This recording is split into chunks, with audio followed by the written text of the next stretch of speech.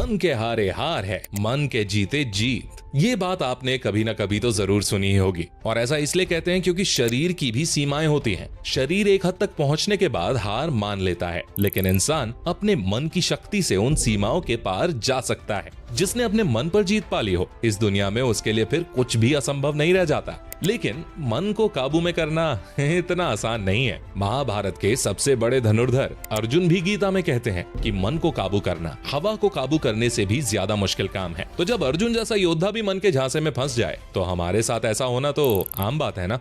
लेकिन अगर आपको जीवन में कोई भी बड़ा मुकाम हासिल करना है, तो आपका मन आपके काबू में होना ही चाहिए। क्योंकि अगर आपका माइंड आपके कंट्रोल में होगा, तो आपके अंदर डिसिप्लिन और पेशेंस जैसी क्वालिटीज खुद ब खुद आ जाएंगी। और इसीलिए आज के इस वीडियो में मैं आपको 4 ऐसे तरीके बताने वाला हूं, जिनकी मदद से कोई भी अपने मन को कंट्रोल में रख सकता है। तो वीडियो को अंत तक पूरा देखना, क्योंकि आज फिर जबरदस्त वैल्यू ऐड करेंगे आपकी लाइफ में। स्विचमेंट फ्रॉम टेम्पररी प्लेजर्स। हमारा मन ना बहुत चंचल होता है, और ये हमेशा खुशी और मजे की तलाश में रहता है। मन हमेशा चाहता है कि वो अच्छा महसूस करे, और यही चीज सभी समस्याओं का कारण भी बनती है। क्योंकि हमारे मन को इस चीज से कोई मतलब नहीं होता कि जिस चीज से वो मजा ले रहा है वो उसके लिए अच्छा है भी या नहीं। जैसे एक आदमी जो शराब पीता है, वो शराब इसलिए पीता है ना क्योंकि उसको ऐसा करने से मजा मिलता है। हालांकि अंदर ही अंदर वो इंसान ये चीज खुद जानता भी है कि ये चीज उसके लिए कितनी खतरनाक है, लेकिन वो अपने मन को काबू नहीं कर पाता। इसीलिए अगर मन को काबू करना है, तो सबसे पहले हमें खुद को इन टेम्पररी प्लेजर्स से डिटैच करना होगा। टेम्पररी प्लेजर्स यानी मटीरियलिस्टिक चीजों से मिलने वाला सुख।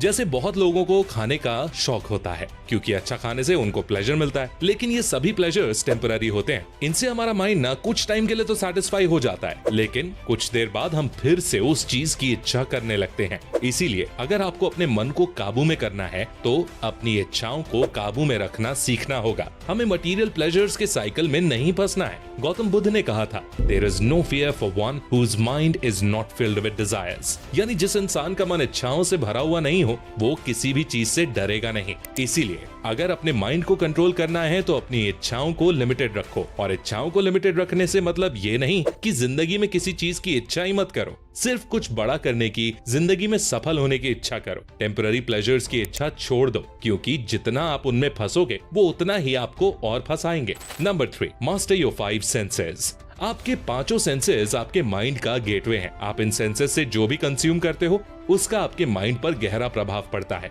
गीता में भी कहा गया है कि अगर आपको अपने माइंड को मास्टर करना है, तो पहले अपने 5 सेंसेस को मास्टर करना होगा। जिस तरह का फूड आप अपनी बॉडी में डालते हो, वही डिसाइड करता है कि आपकी बॉडी कैसी होगी। ठीक उसी तरह जिस तरह का कंटेंट आप अपने माइंड में डालते हो, इन 5 सेंसेस के जरिए, उससे ही डिसाइड होता है कि आपका माइंड कैसा होगा। आजकल के लोग अपने सेंसेस को गलत चीजों में इंडल्ज कर लेते हैं, जैसे जंक फूड, सोशल मीडिया पर गलत कंटेंट देखना, गलत तरह के गाने सुनना, एटसेट्रा। आप इन चीजों में जितना ज्यादा इंडल्ज होगे ना, उतना ही इनमें फंसते जाओगे, और आपका माइंड उतना ही वीक होता जाएगा। इसीलिए आप अपने 5 सेंसेस के जरिए क्या इंफॉर्मेशन अपने माइंड में डाल रहे हो, इस पर गौर करिए, और जितना हो सके पॉजिटिव और सही तरीके का कंटेंट ही अपने माइंड में डालिए। क्योंकि अगर करेले के बीज को लगाओगे, तो फिर आम तो खाने को नहीं मिलेंगे ना। उसी तरह अगर नेगेटिव और टॉक्सिक कंटेंट कंज्यूम करोगे, तो उसका रिजल्ट भी वैसा ही मिलेगा। सेंसेस को बहुत अच्छे से कंट्रोल करना सीख लो। Number 2, meditate.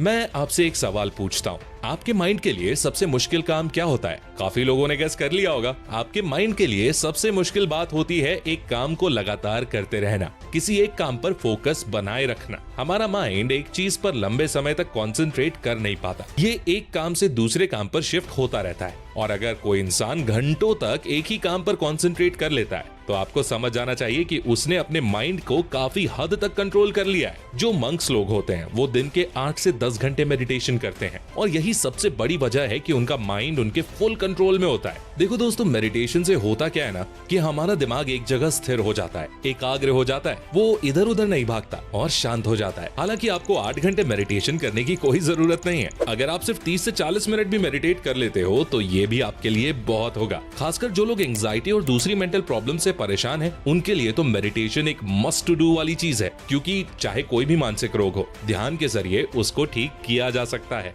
अब बात करते हैं कि आखिर ध्यान होता कैसे है। देखो, ध्यान करने का बेस्ट टाइम सुबह होता है, तो सुबह उठकर अपनी डेली एक्टिविटीज से फुर्सत होकर फिर आप कहीं पालथी मारकर बैठ जाइए, अपनी कमर और रीढ़ की हड्डी को सीधा रखें, लंबी गहरी सांस लें, सांस बाहर छोड़ें और अब अपना पूरा ध्यान अपनी सांसों पर लगाएं। अपनी हर एक सांस को गौर से ऑब्जर्व करें। अगर आप सांस पर ध्यान नहीं लगा पा रहे तो आप किसी मंत्र या जाप पर भी ध्यान लगा सकते हैं, जैसे ओम का उच्चारण करिए। दोस्तों, चाहे थोड़ी देर ही क्यों ना सही, लेकिन मेडिटेशन करें जरूर, क्योंकि जिस तरह शरीर की एक्सरसाइज करने से शरीर मजबूत होता है, वैसे ही मेडिटेशन से माइंड की एक्सरसाइज होती है और आपका माइंड आपके कंट्रोल में रहता है।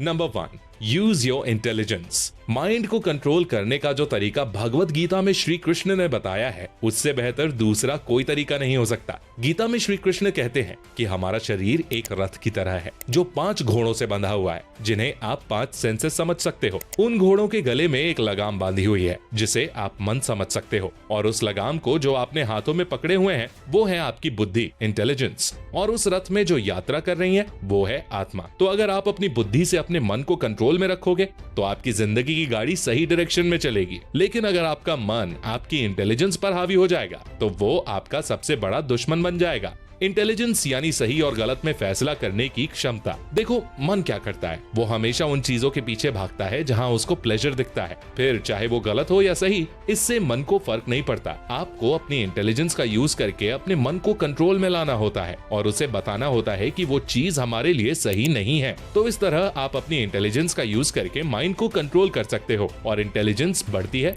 नॉलेज से, और नॉलेज बढ़ाने के लिए आपको बुक्स पढ़नी चाहिए, महान लोगों की बायोग्राफीज पढ़नी चाहिए, ताकि आप उनके जीवन से सीख पाएं और समझें कि क्या सही है और क्या गलत। और इस समझदारी के दम पर ही आप अपने माइंड को कंट्रोल कर पाओगे। अगर माइंड को कंट्रोल करने का आपके पास कोई तरीका है जो मैंने इस वीडियो में कवर नहीं किया, तो आप हमें कमेंट करके जरूर बताइए। मैं अपने सभी पॉइंट्स को आपके लिए एक बार समराइज कर देता हूँ। Number 4, detachment from worldly pleasures. आपका माइंड हमेशा प्लेजर्स के पीछे भागता है। वो हमेशा वो काम करने की कोशिश करता है जिससे उसको अच्छा फील हो, लेकिन ज्यादातर मटेरियल प्लेजर्स टेम्पररी होते हैं, और जितना जल्दी आप इन टेम्पररी प्लेजर्स के पीछे भागना छोड़ दोगे ना, उतना ही जल्दी आपका माइंड आपके कंट्रोल में आ जाएगा।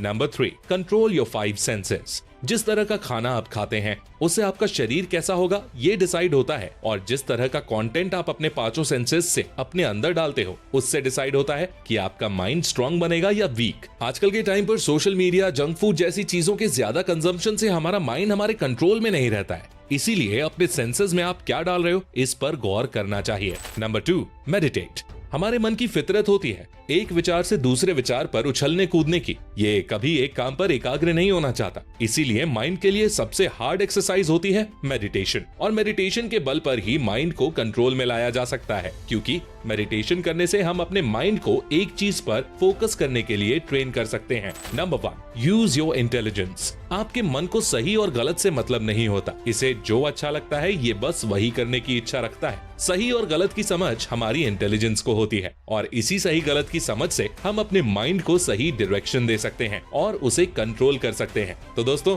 आज के लिए बस इतना ही। उम्मीद करता हूँ कि आप सभी को ये वीडियो पसंद आई होगी। पसंद आई है तो अपने दोस्तों के साथ शेयर करिए। कोई भी क्वेश्चन या सजेशन है तो कमेंट करके बताइए, और ऐसी ही गजब की वीडियोस देखने के लिए हमारे चैनल को सब्सक्राइब करके बेल आइकन दबाना बिल्कुल मत भूलना। मैं मिलता हूँ आपसे अगली वीडियो में, तब तक के लिए take care, love you all and all the best.